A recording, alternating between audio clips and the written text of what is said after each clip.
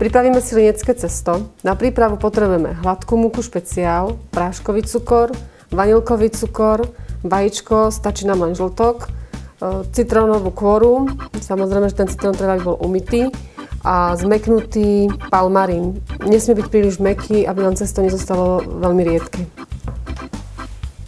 Múku si preosejeme.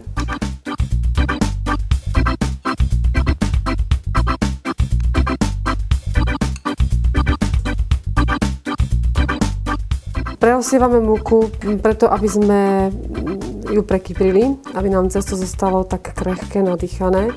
Zároveň, pokiaľ by boli v múke nejaké nečistoty, čo sa občas stáva, aby sme ich odstránili.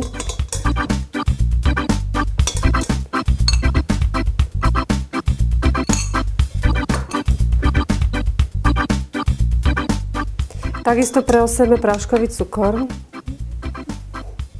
aby sme ho prevzdušnili.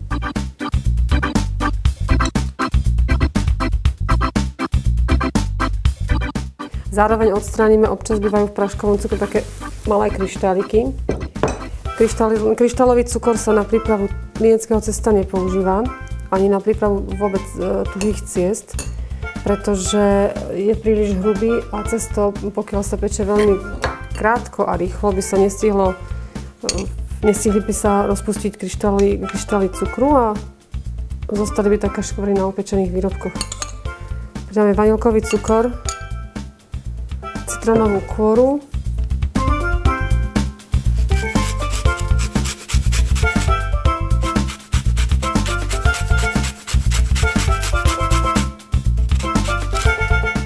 no a nakoniec pridáme palmarín, ktorý si nastrúhame alebo nakrájame na malé kúsky.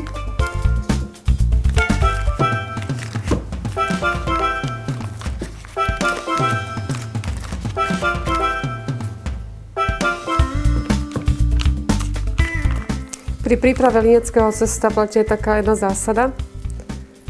Cesto sa volá 1, 2, 3. To znamená, že sa tam dáva 1 diel cukru, 2 diely palmarínu a 3 diely múky.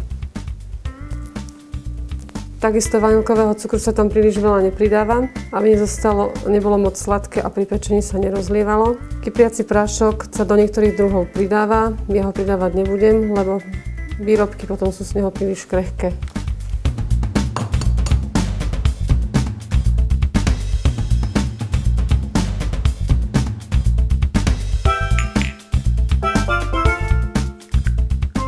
No a všetko spolu zmiesime. Miesiť môžeme ručne, môžeme miesiť aj v stroji. Vznikne nám vlastne tuhé cesto, ktoré sa dáva do chladničky odležať, aspoň na 2-3 hodinky. Niekedy je vhodné ho zarobiť deň vopred a na druhý deň potom z neho piecť. Nie je rozdiel pri miešaní ručne či strojom. Je dôležité, aby sa tie jednotlivé suroviny spolu spojili a nesmie sa miesiť príliš dlho, pretože by sa nám mohlo spariť a oddelil by sa nám palmarín od ostatných surovín. To znamená, cesto by zostalo nekvalitné. Takisto je dôležité, aby tie suroviny, ktoré používame na prípravu, nemali teplotu viac ako 25 stupňov a boli približne rovnaké teploty.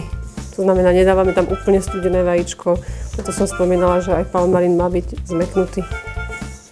Pripravené cesto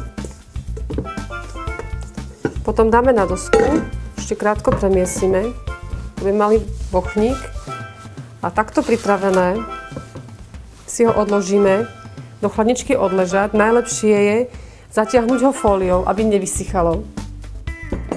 Môžeme ho dať do chladničky aj viac ako na jeden deň. To znamená, že cesto linieckého môžeme mať zarobené aj 2-3 dní. Nie je dobré ho mať zarobené príliš dlho, čo len 2 týždne, pretože potom sa tie výrobky z neho sťahujú pri pečení a zostávajú také malé a tvrdé. Použijeme klasickú potravinárskú fóliu, sťahovaciu, alebo môžeme použiť obyčajný mikrotonový sáčok. Je dôležité, aby sme ho uzatvorili, aby nemal tam prístup vzduchu. A takýmto spôsobom potom necháme odležať. Po odležaní takto cesto rozvalkáme na hrúbku asi 3-4 mm. A môžeme vykrájať rôzne koláčiky typu suchého pečiva čajového, zliepať marmeládou alebo máčať do čokolády, prípadne iným spôsobom zdobiť, posypať práškovým cukrom.